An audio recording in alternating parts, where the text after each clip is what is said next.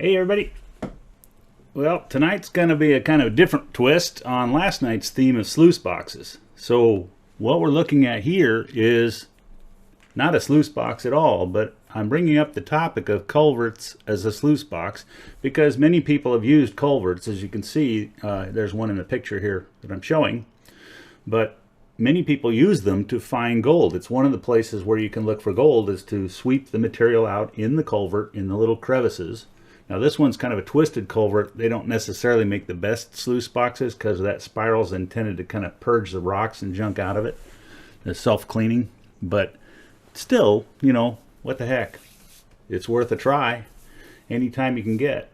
Now this particular culvert, on the other hand, we've been talking about these rains and heavy, pounding, pouring material. Well, I mentioned last week that was some flooding in the gold area up in the Sierra Nevada. This happens to be an access road that I use regularly, and this is kind of a picture of what's left of it. You can see the tree that was growing on the edge of the road. It was a new little pine tree that was kind of sprouting, and it probably achieved about a 12-foot height at the top. You can see what there is probably 12 foot above and 12 foot below, so that's about 25 feet from tip to bottom, and you can see the culvert is pretty well exposed.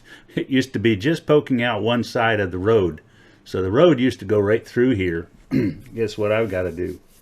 Big project ahead, I see. So, but anyway, you see these rings on the tip? Those are more like the kind of thing you want to look for when you're sluicing or when you're cleaning a culvert out, using it as a sluice box. And the idea here is that that becomes a place where you can find gold concentrates without having been there. And in this kind of a flood, if it had been there, it's gone. Probably down in this region where it first started slowing.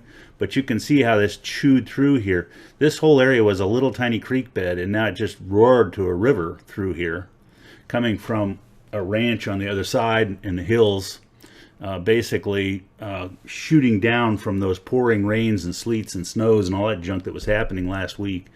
And so the end result is it just ripped right through an area that normally gets just a trickle of water in the winter time, maybe a little bit of a flow, but it can and has been known to do just this, flash flood.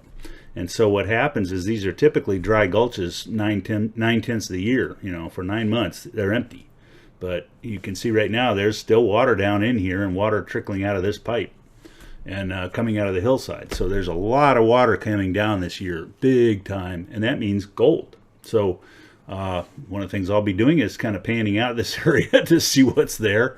But that'll be a hurried project because to get back in here, I'm gonna have to lift that pipe out and get a tractor in and move some rocks and boulders around and restructure things so that it doesn't blow out like this again.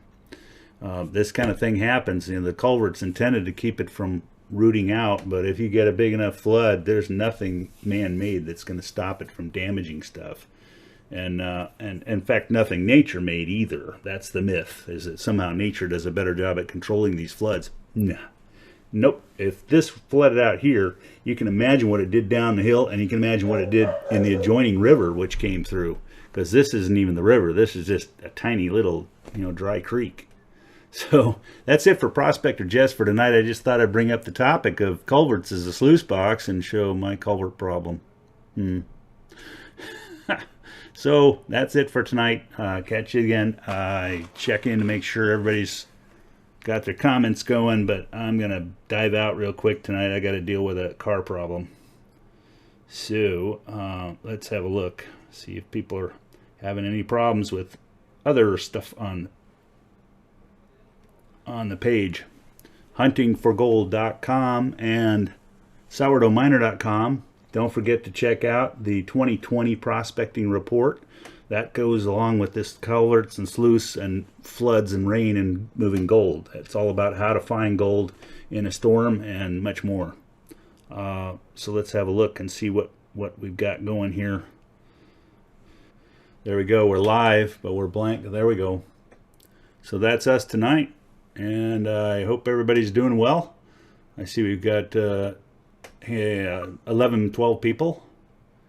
And we have a little delay in the response there. Let's see what we got. We got Bob Sheasley. Hey Bob. Hey Josh. And Peter's on. Marion's on from South Carolina again. Hey Marion, good to see you again. So anyway, check out that 2020 report and learn all about floods and gold and how water moves stuff and how this particular area here would behave at that high water mark and what really it tells you about this. In this particular case, it's pretty straight, but it does curve around the corner down here, big hint, and what it might do to the adjoining area when it roots out the material next to it, and what you're looking for. So that's it for tonight. It'll be a quick one. Touch and go. So good to see everybody. Take care. Good prospecting. See you tomorrow night.